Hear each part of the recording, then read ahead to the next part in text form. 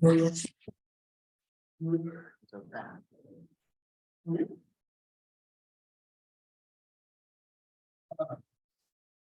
good evening. So last week we started talking about early Shabbos. Now that we've established that we can do early Shabbos, which is a relief because that's a minhag.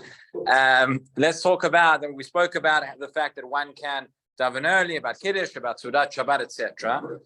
I want to talk this week a little bit about the interaction between the one who's accepted early Shabbat and everybody else. There are a lot of interesting questions that this raises. For example, the fact that when one member of the household, somebody asked me last week, when one member of the household, could be the husband, could be the wife, accepts Shabbat early before the time, is the rest of the household bound by that?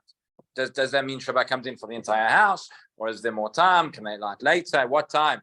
At the time if a man comes to daven at the early minyan, at the time when they say Baruch Hu and accept Shabbat, then past that time, is his wife still allowed to light candles? Or do we assume that Shabbat has already been accepted? So that's one question that comes up in the context of the household. There's another question which comes up in the context of the community. If you're in a community where everybody accepts early Shabbat, is a person allowed to decide to take on Shabbat later? What if there are two shuls?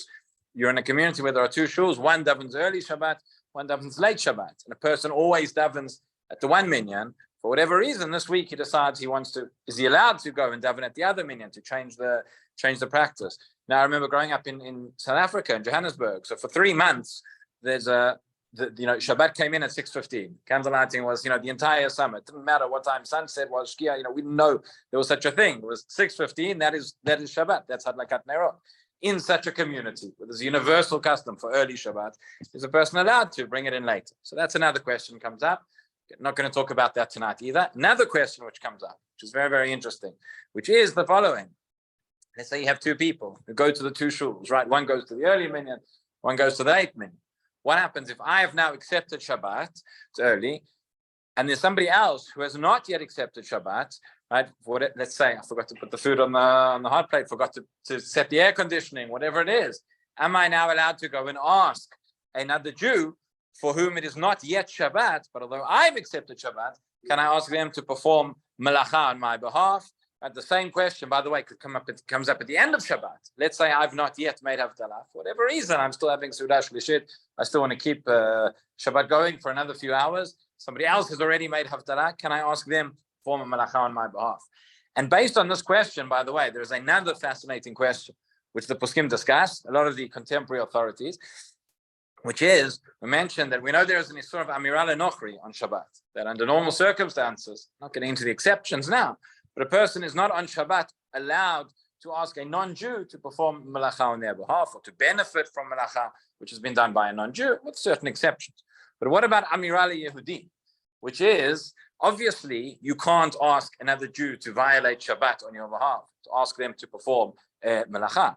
But what if there is an action which, according to, let's say, Ashkenazim would be permitted, and Sephardim usually the other way around. Let's say according to the Sephardim it would be permitted, but according to the Ashkenazi practice it is forbidden. Can an Ashkenazi ask a Sephardi to perform that on their behalf? Or it could be vice versa. Let's say the place where an Ashkenazi relies on the Eruv, but somebody who's Sephardi does not rely on the Eruv for certain halachic reasons. Can the Sephardi then ask the Ashkenazi to carry for him? What about if it is not a minhag between different Eidot, between different communities, but there's a contemporary machloket? There's a certain question, a certain action on Shabbat. Rav Eliashiv said it was Asur. Rav Shlomo Zalman said it was Mutar. Can somebody who follows Rav Eliashiv ask somebody who followed Rav Shlomo Zalman to perform that for them? So these are all very interesting questions which come up. I mention that because it's directly based on this sugya. This is where the proof, with discussion begins, based on this idea of one who's accepted early Shabbat and one who's not accepted early Shabbat. So let's delve into it a little bit. We won't get to all the conclusions tonight. But the Gemara, it begins like this. The Gemara says, Gemara on Shabbat, towards the end of the Masechet, Kuf Nun Aleph, thereabouts, Shmuel says, that one person can say to another, let's say he has a field, and he wants to go and guard the fruits that are in his field on Shabbat, towards the end of Shabbat. But the problem is that this field is outside of my Tchum Shabbat. We're not that well acquainted with the halachot of Tchum Shabbat. It doesn't come up that often in a normal setting. A person is in their home, in their city. It's quite unusual to go, beyond the city limits, but there are situations where it comes up.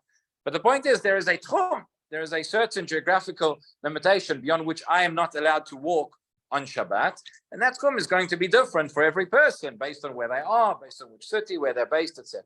So let's say I have a field which is outside of my tchum Shabbat, therefore I cannot go there on Shabbat. It's beyond the limitations where I'm allowed to walk. But I have a friend Shimon for whom who it is within his tchum. So says Shmuel in the Gemara that Reuven can say to Shimon on Shabbat, he can say, "You go to guard my field, right? I'm not allowed to go there because it's outside my tchum, but you're allowed to go there. I can ask you to go there on Shabbat." So says the Rashba. So what do we see from here? We see a situation whereby there is a certain action going to this place, which for me is forbidden, but for somebody else is permitted, and therefore I can ask the person for whom it's permitted to do the action, even though for me it's forbidden. So says the Rashba, one of the Rishonim, he says, based on this sugya in the Gemara, we can extrapolate to the following case which I mentioned before, whereby Reuven has accepted early Shabbat. Right? Now again, we're talking about the time; it's well before Shkia. If we're during Shkia and Ben Hashmashot, then everybody has to be machbid. But it's early, so Reuven has gone to the early minyan, and he has now accepted Shabbat. And Shimon, and he's on his way back home. Shimon's on his way to Shiur to daven Mincha because he's going to the late minyan. Says the Rashba that Reuven can ask Shimon to perform Melacha on his behalf, because for Shimon it's not yet Shabbat. Right? In the same way that the case in the Gemara was that Reuven can ask Shimon to go to his field. It's forbidden for him to go to that place. He can ask somebody else for whom it's permitted to go to that place. So in the same way, when for him it's forbidden now to do Melacha because he's already accepted Shabbat, but he can ask somebody else who has not yet accepted Shabbat to go and to perform that Melacha on his behalf. Would it be the same halacha as would be goy? So again, so here we're talking about, if we're talking about on Shabbat, so I accepted the rule, and I come into my house, and there's a nice goy and an Arab standing there, and he could push my floor, and I get in the elevator and say 15 minutes. Well, look, seemingly, if you say that you can ask a Jew to do it, who hasn't kept Shabbat, The principle behind the view of the Muslim, the way I understand it is, I can't ask him to do anything that I can't do. Yeah. So all of a sudden, Yeah. the Jew can take my showers. Yeah, so it's an excellent question. It's an excellent question, and we're going to have to understand what is the difference. Meaning, the non-Jew you're saying is never commanded to keep Shabbat, and nonetheless I can't ask him. How can it be I can ask a Jew? That's a question we'll have to deal with. But at the moment, it's complicated enough with Jews. Let's leave the non-Jews out of it for the moment. Okay, but for the moment, essentially, what the Rashba is saying is, again, the case he's extrapolating from the case in the Gemara that says explicitly, black and white, there's a certain place I can't go. It's beyond my tchum, but I can ask somebody who it's within his tchum to go there on Shabbat. Therefore, says the Rashba, I can ask another Jew who has not yet accepted Shabbat to perform the Melacha, even though I have accepted Shabbat. Now you could argue, and you're probably going to. Where, for instance, it's in a field fine. If it's in my house and my wife started to lit candles, then I would say, once the candles are lit, the house is Shabbat. I can't have a Jew come in and turn on the engines. Okay, so even before we get there, there's even a more primary distinction that we can make, which is the following, which is the case in the Gemara. Remember, the case the Gemara spoke about was not where any Melacha was involved. The case that the Gemara spoke about was an intrinsically permitted action to go to the field. It happens to be that I can't go there because it's outside my tchum, but it could be, theoretically, if it was within my tchum, it's something that I could do on Shabbat, meaning it's not a forbidden Shabbat activity intrinsically. But the Rashba seems to be making a leap in logic. But nonetheless, this is what he says. And he understands that doesn't matter. He understands the fact that for the person for whom I'm asking, it's permitted. That's what's important. Now, not everybody agrees with this, as you can imagine. The Ran is another one of the Rishonim, takes issue with the Rashba. He takes issue with the comparison that he makes. Truth is, the Achronim aren't sure if the Ran here is actually arguing with the conclusion or he's just arguing with the comparison. But he's definitely arguing with the comparison what the Rashba makes, which is as follows. It says, in this case of the Gemara, again, going to the field and going to God over there, why am I allowed to go and tell somebody else to go to the field? He says, because it's possible, it's theoretically possible that for me, this could have been permitted. If my tchum had been somewhere else, or if I had gone and I'd extended my tchum before Shabbat, there are different halachic mechanisms we have to do that, there are tchumin, etc., then it would have been permitted for me. And since it could have been permitted for me, therefore I'm allowed to ask him. What's that got to do with a case where I've accepted Shabbat? And if I've accepted Shabbat, therefore no Melacha is going to be permitted for me. I can't ask somebody else. I can't ask somebody else to do it, and therefore that's the distinction he makes. So what comes out of this is the following: according to the Rashba, there are two different ways of understanding our Gemara, two different ways of understanding the leniency. Why the Gemara says you can ask somebody else to go to the field, and based on those, whether we're going to say that it extends to the case of asking somebody to perform Melacha when you've accepted early Shabbat.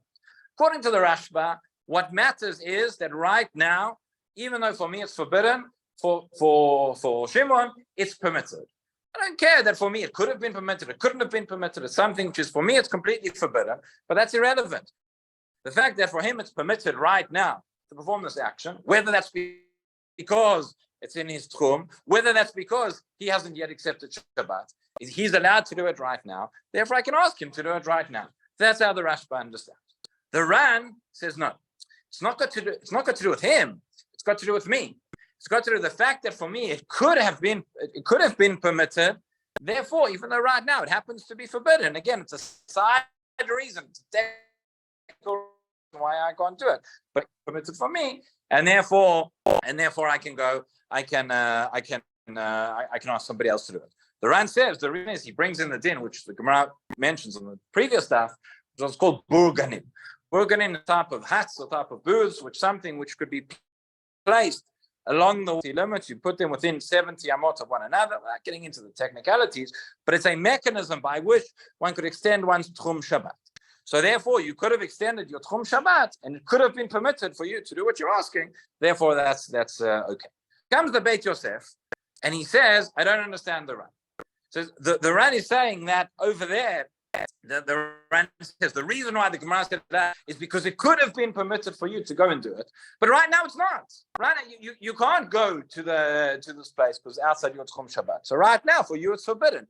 He says in the same way. Let's take the Rashba's case of early Shabbos. He says right now you could have said in the same way, just like you could have extended your tchum. You could have not accepted Shabbos. You could have waited an hour and then taken on Shabbat. So therefore, what does it matter? He says the fact is it could have been permitted to me in case one. It could have been permitted to me in case two as well. And that is the issue that the Beit Yosef takes with the Ran's rejection of this comparison. The Bach and the Taz, by the way, some of the commentaries here on the Shulchan Aruch and on the Beit Yosef say no, that's not what the Ran was saying. The Ran was not talking about a theoretical possibility that it might have been permitted for you. The Ran is talking about there's an actual possibility that it could be permitted for you now. Meaning these burganim, potentially, there's a way it could be done right now in Shabbat, it could be done by a non-Jew, it could be set up, and therefore you could still go there now. So that's why it would be allowed. But anyway, that is the stage number one. That is the argument we have between the Rashba and the Ran. Again, just to sum it up.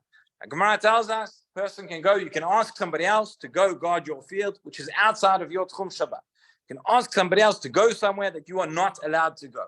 So again, it's forbidden for me, but it's permitted for him. Says the Rashba, in the same way that in this case, it's forbidden for me, but it's permitted to him, and I can ask him to do it. So anything which is forbidden for me, careful about saying anything, but he says a specific case, where something is forbidden for me, but it's permitted for him, I can ask him to do it. What case will that be? That'll be the case where I've accepted early Shabbat, and therefore I can ask somebody else to perform Melacha on my behalf. Somebody else was not yet brought in Shabbat. According to the Ran, no. The reason I can ask is not because it happens to be permitted to him. The reason is because it could have been permitted to me, or there is a theoretical way in which it could still be permitted for me. Therefore, even though it's now forbidden for me, I can ask somebody else to do it. So then when we get to the case of early Shabbat, well, right now it's forbidden for me. It's going to stay forbidden for me. So therefore, it would seem that it's forbidden for me to ask somebody else. Just to end off with this, the Shulchan Aruch says, how does he paskin in this case? Again, the other question I mentioned is obviously going to be dependent on this, but it's a whole nother level. But the Shulchan Aruch says, it's interesting because he's writing just Yesh Mi She'omer. He says, there are those who say Which normally, when the Shulchan Aruch says Yesh Mi Sheomer, it means, if he brings a stam and Yesh Omrim, says the halacha is X, and there are those who say Y. Then we say that we follow X, we follow the first opinion. But sometimes he just says Yesh Mi Sheomer, he doesn't bring a dissenting opinion. Interesting that he uses that language, but he says Yesh Mi Sheomer and he quotes the Rashba. And this is the way the Shulchan Aruch paskins, and this is the way the halacha is, that again, early Shabbat, a person is not yet brought in Shabbat, a person is allowed, is permitted to ask another Jew who has, a person has brought in early Shabbat, to ask somebody else who has not yet brought in Shabbat to perform Melacha. That says the Shulchan Aruch following the Rashba. He says that at that stage would be permitted. Okay, how this goes further, we'll discuss it another time. Rabbi Hanania ben Akash, Omer, Tzakar Shbach, Zakot Yisrael, if you think about him, Torah Mitzvot, Shnei Madrech V'Tzman Tziko, Yagdil